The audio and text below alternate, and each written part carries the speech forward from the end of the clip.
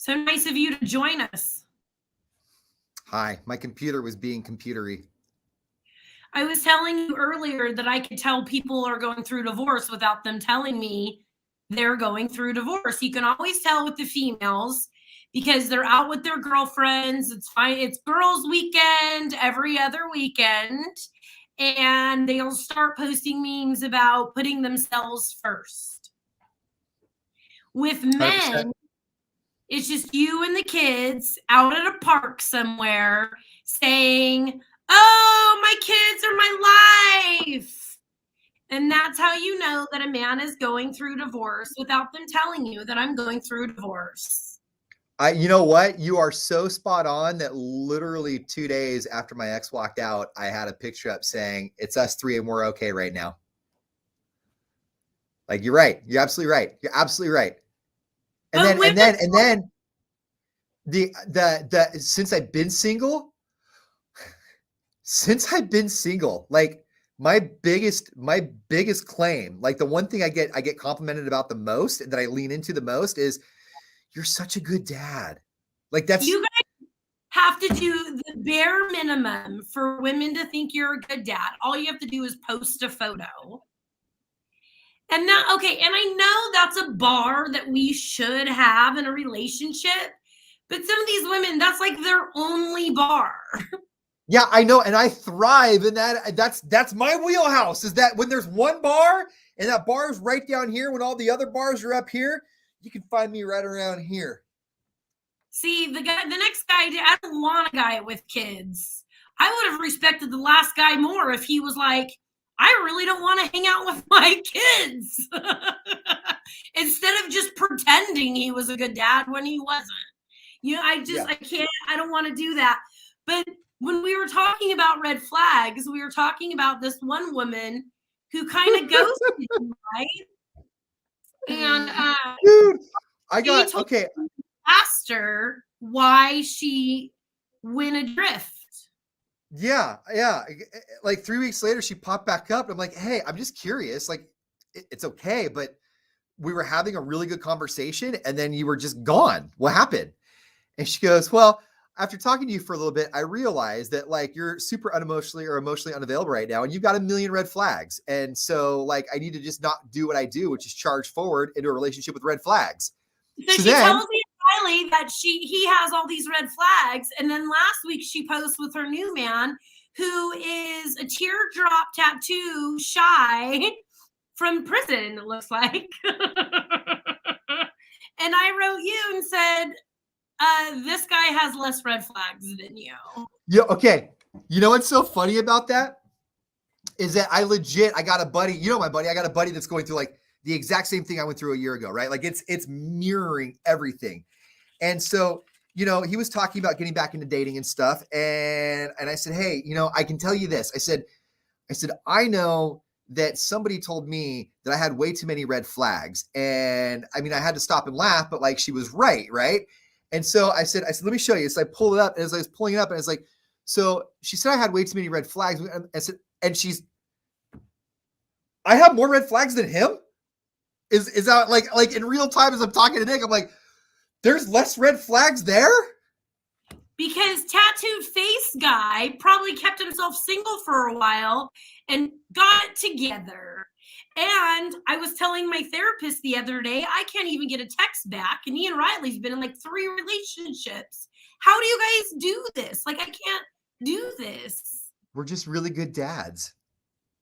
We're just really good dads. I swear to, okay, I'm not taking advantage. It's just what I've heard.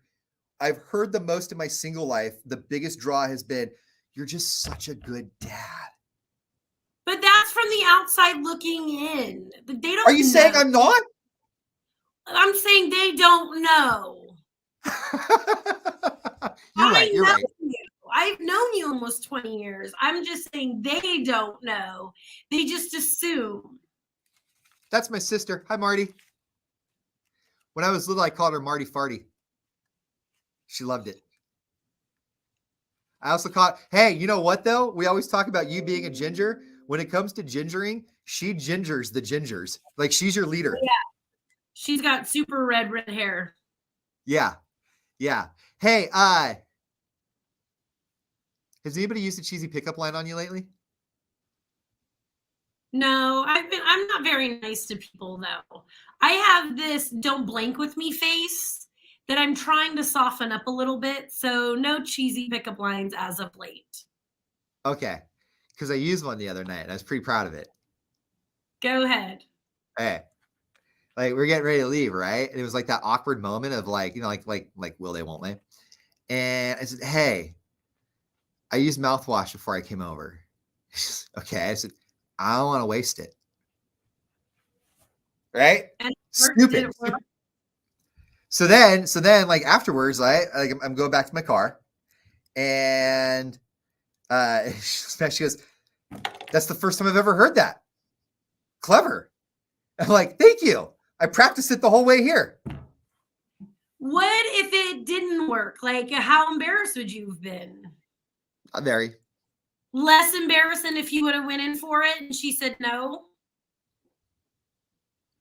No, You know what? men don't do that. Men I date just going for the kill. So I want to ask you about this because again, in the dating world, because we're both there. You've been doing it just a little bit longer than I have, so maybe you know the answer to this. Well, you will know the answer to this because you're you. Do you prefer, when it comes to the first kiss, do you prefer the guy to point it out and like say something and go in, or do you prefer him to just go in? Because I mean, there's two schools of thought here, right? But if he's just going in, you may not want him to. That may not be something you want him to do. And so you're going to have a visceral or negative reaction and obviously something transpiring naturally is what we all want. But do you prefer it to be something kind of like brought up and then, or just it Me happens and then the ones? Me personally, I want it to happen organically. I want them to do it. And a lot of the time it's me. Like before I used to be the aggressor, I go in for it. And men usually don't turn me away. but I would prefer them to do it and not say anything. Absolutely. Absolutely. Okay. For I'm me personally. But that's, that's not, and you date girls who are quirkier than me. Is that the right word? quirky is good. Quirkier than me. Yeah. I think for me, it's like Keanu hands, right? Like I mean, obviously if it's organic and I'm in the moment, I'm going to know it's organic and I'm going to read the room. But otherwise, I almost kind of bring it up just because that's kind of who I am anyway. And it's always like, that's just kind of how I approach the moods, and I figure if I'm hanging out with somebody that I'm getting along with, then maybe they approach the moods the same way too. I mean, if you don't know, if you're unsure of if it's if you're friend zoned or if it's a romantic zone, I can understand your asking approach. But if we're already in we're dating zone, like I want them to just do it. Well, and then obviously, like if you're both standing there and you're doing that really long hug where like you're hugging and looking and talking to each other and it's like 30, 40 seconds in, then at that point, you either have Velcro on both of your shirts and you can't unstick, or you're waiting for the kiss. Yeah. Yeah. If it seems like it, I'll just do it. I don't care. You know me. I had one guy be like, I did you like 15 minutes ago. And I'm like, are you judging? You're here too, bro. Right.